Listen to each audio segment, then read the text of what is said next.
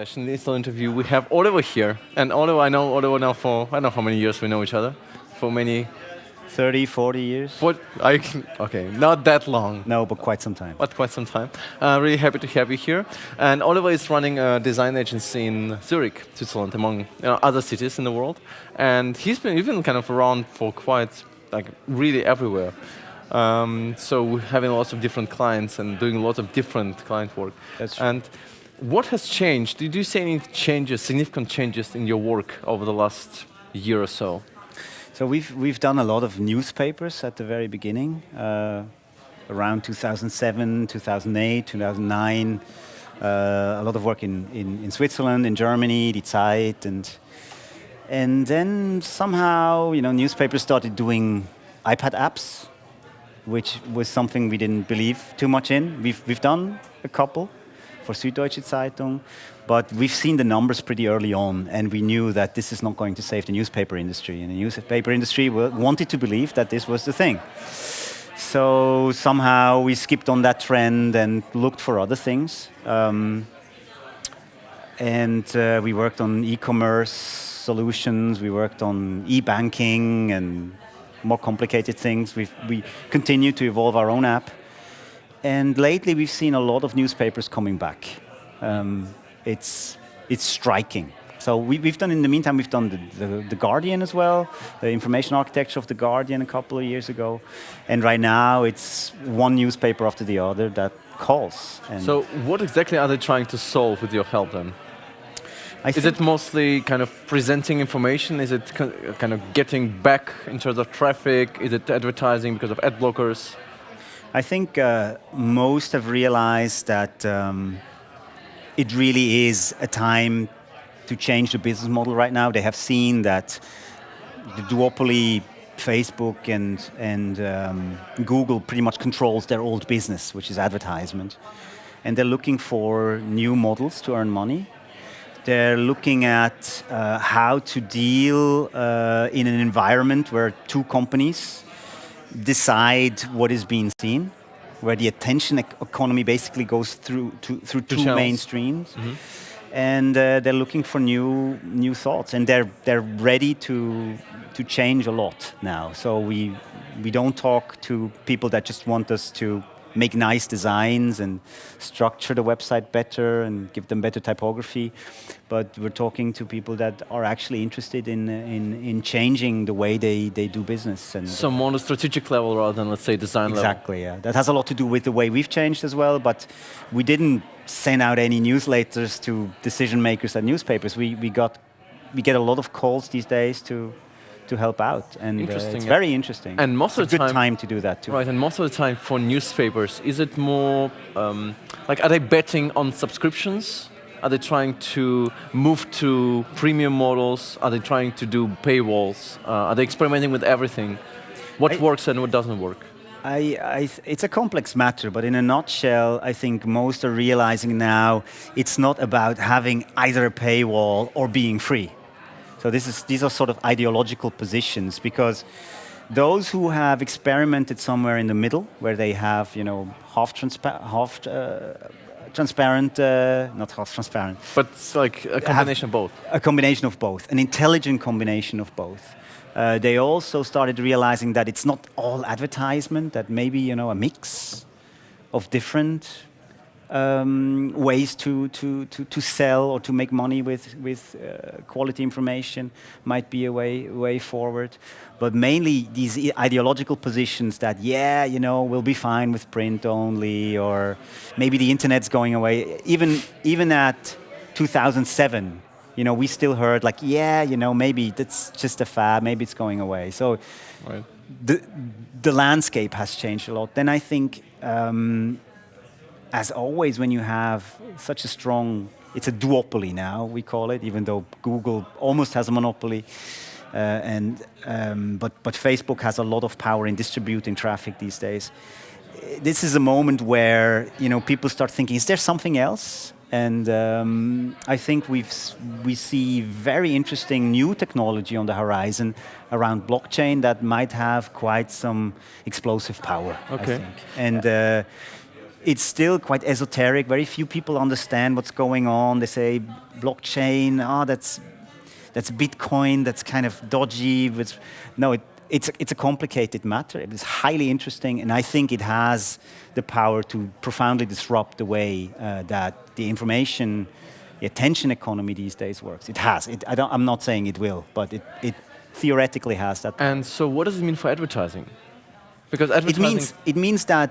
It means that advertising is not, the fact that microtransactions are possible now for, contributions, but also for consumption of information, means that advertisement doesn't need to be the only business model to make money with information, which was always sort of a crutch from the old days and always felt kind of wrong. If you talk to the consumer, they don't like it. Some understand why there needs to be advertisement, but as a consumer, people feel weirded out by the strategies, especially newspapers were forced to have taken these days to still squeeze some money out of the advertisement business model. And the fact that there is a new way now to monetize information than selling ads or trying to sell data from the users, which everybody feels quite uncomfortable now more than ever. That is quite exciting. No one has figured out how it works. There are experiments out there. But this is new and it's quite exciting. Right. It's not the main thing, just because I'm Right. kind of passionate about the topic. It's not the main thing. It's not why newspapers ask us for our opinions. But for me, this is one of the things that makes me feel a bit like I felt in 2004. So I feel that there's potentially, because of the tough situation the information industry is in, there are new paths that are quite exciting. So I feel that we might be in a situation where a lot of things can change for the bad, for the very bad. But this crisis always is also a chance. So yeah, and we also have this entire thing with fake news, right? Where which is becoming even a problem for like regular news channels, because they have to be distinguished. They have to be recognized as not being fake, right? So that's like maybe we should actually move towards design. This conversation is a bit. I think this is actually is a design topic. I think designers have to. The design focuses on the structure of the designer focuses on the structure of what designers shape, right? And the structure of any form of web or interaction design used to be, some form of typography. I used to say 95% typography is web design. Or the way that information blocks are arranged towards each other, or the way that information is experienced, or the way we move through information buildings. But I think these days we have to go a step further and look at how can we make transparent where this information comes from. What are the sources of this information? I think this is a big challenge. So fake news is part of a challenge that designers have to address, because it's so easy to fake these days to look like a serious newspaper that with mere typography you can't do that. That's too easy to fake. But if we are able to evolve our information systems into a shape where the sources of what we're talking about are made transparent, then I think we make the life for fake news harder, and I think it's part of our responsibility. I felt that when Trump was elected. I felt that what happened there, to a certain degree, we as web designers do carry some responsibility for it. So I'm not saying we can solve that, but we can contribute to finding solutions from the way we can influence how information is distributed, received, and shared. Right. So when I look back at the work you're doing with the agency and in general IA writer as well, I feel like there is one word that kind of describes the experiences that you're creating, and it's mostly, well, for me at least, maybe I'm totally wrong, it's focus. So you always want to create an experience where it's very comfortable for users to stay focused, to do what they want in a really focused way, and so they efficiently get to the goal that they want to achieve ultimately. At the same time, we see many agencies or many companies trying to achieve this wonderful, fancy, delightful experiences that users feel like they are empowered, users feel like they are amazed that the service is awesome and things like that. So would you say that focus and delight go side by side, or are they kind of even contradict each other at times? Yeah, it's a very broad, difficult, philosophical, aesthetic question. Well, you're a philosopher, so go ahead. But I mean, where we come from, and we have gray hair now, and we're kind of old. I don't. Yeah, you. Because I don't have hair. Nice trick. Yeah, I know. It's an internet that is messy, ugly, chaotic, and overall we can say that the design trend has evolved into a more minimalist approach that is clean and orderly, and then of course with every trend there's a counter trend. If you think about Snapchat or emoji, where there is sort of the emotional aspect coming in, or the counter movement to that. I think it always depends what the purpose is of what you're designing, but overall, an experience that is pleasureful has this complexity, has a certain complexity, and has enough thought put into it that creates a solid structure below. So there's both, and I think we've seen lately sort of a trend towards a more emotional, more entertaining design philosophy, because people are fed up with the trend of minimalism, which was bad news for us because we've always been very keen on focus and reduction to the essence. But in the way that humans have a heart and a mind, to be successful in communication, you need both. And what we've seen in the last half of last year is a total triumph of emotion over rationality. Right. So we've seen the danger of what happens when you use the fact that people believe what they want to believe rather than what is rationally reasonable, what is fact, right? But people rather believe what is in their heart. There's a lot of danger in that. And I see it as our responsibility to keep that balance and to use, that the keyboard of emotions that we can also play fairly well as designers for good and not for bad. So. Right. And so when you're designing then, maybe you could share one trick or technique that you keep using all the time, just to not just to move pixels the right amount, like a letter or so in the right amount of pixels, but to really get to results you want to achieve long term. So how do you get there? What's your strategy of kind of moving from one decision on one design towards the one that you're really comfortable with, that you're really happy with? Is it just a lot of iteration, refining, trying things out, experiments, and so on? Are you follow a kind of methodology to get to where you want to be? Yeah, I mean, I've worked with a lot of people in the last 20 years, and everybody has a different thing they do. What I do is I make a lot of screenshots when I work and build on top of screenshots. It's a very dirty technique. Oh, I'm just curious. So what does it mean, like building a lot of screenshots? So I don't know. Whatever design or suggestion I get from someone, I make a screenshot and then work on top of it. And this is a very dirty trick. I don't know if it's useful for anyone. I'm sure other people do that too. The other thing is that precisely this all too deep belief in methodology I found often poisonous. So I've seen a lot of very professional UX designers doing the craziest overviews and methodological approaches to sometimes really simple problems, where they create a huge mountain of not paper but files that no one will read and no one will care about. So too much methodology actually is a bad method. Then the other thing is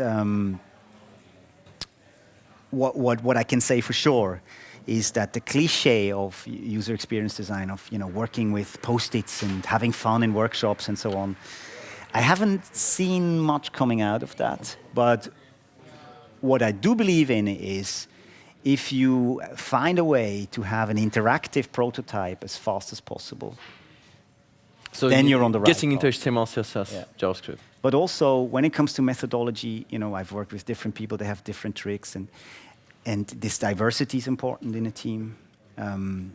People tend to have one system and one, beautiful method that everybody sticks to, but actually this diversity is kind of good if you work with people that know what they're doing.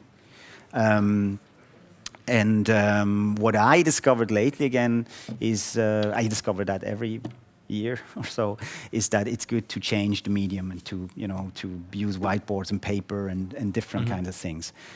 However, if you build an interactive product, make sure it is interactive as soon as possible and you test as much as you can. That's a cliche, right, but it's true. So there's no cheap tricks, there's no method that will get you to success. And with the more experienced people you work, the more you realize, well, there's no recipe. Right. Like at these conferences, people always try to find the perfect recipe, and there's a lot of like fake science in user experience design. It's subjective, right? It's all what works for you doesn't work for other people. It's a human science, right? Design. So there's the mind and the heart at play, and there's no one way, no scientific way that is deadly and that always works. Oh, it brings me to also one of the questions we have here in by the audience. Denise is asking, so what would you recommend to young designers and newcomers starting out today? What books would you consider a must-read about IA? About IA? Well, when people start at IA, we usually tell them to read the Ice Bear, right? It's a bit boring though, and it's a bit obsolete because this traditional discipline information architecture is still very much around the idea of a site that is a closed entity and that you move through. And today the web works in a different way. People come from the site, and then basically every page has sort of, almost a function like a home page. What I still think is a very, very good book, even though it's super opinionated, and you have to find ways to say goodbye to it after you read it, but it's a very succinct point of view and a beautifully written, carefully written, highly interesting and rarely discussed book these days called The Humane Interface by Jeff Raskin, one of the fathers of the Macintosh. And it's fantastic. I read it sometimes, like every 2 or 3 years. I read it again, and it's really great. He says a lot of things that I wouldn't subscribe to necessarily today, but knowing it is important, I think, because also it is a bit of a echo from the past, and I find great inspiration in looking at how we got here, and a lot of fantastic concepts like transclusion that we rediscovered for IA Writer, have been left there somewhere in the past. No one talks about it, but very intelligent people have been thinking about these concepts. And often what becomes successful is not really the best solution. Famous example is Betamax and VHS, right? It's just what was the right thing at the right time, with the right strategic positioning. And I think there is a lot that we can learn, not by just experimenting and finding the new next big thing, but looking at old concepts that have been forgotten. We're kind of trying to apply them to our work. Exactly. And more specifically, so when you're, for example, hiring, or when you, what are the skills you think are really important for people who are coming, kind of newcomers to the industry, when it comes to interface design? What do they need to know? What are the skills that you think are really important, for example, when you hire? What would you look out for? It's such a wide field these days.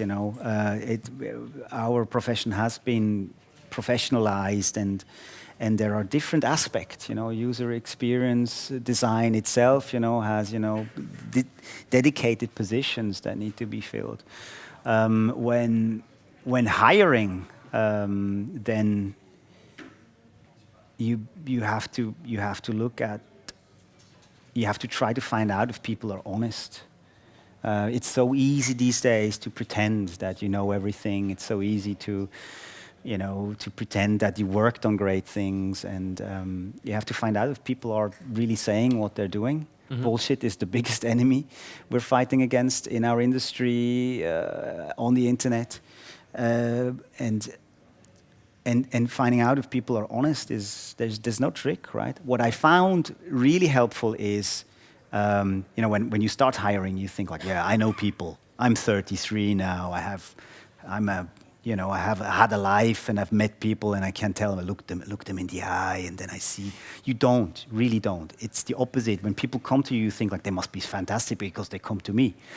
And the only way to find out, apart from working with them for a longer time, is if you try to introduce them to a lot of people, to everybody that they will work with. Okay. Because the more people look at the person, the harder it is to fool. So, yeah, if you start a company and you hire people, don't think you know people. You don't. You have no idea.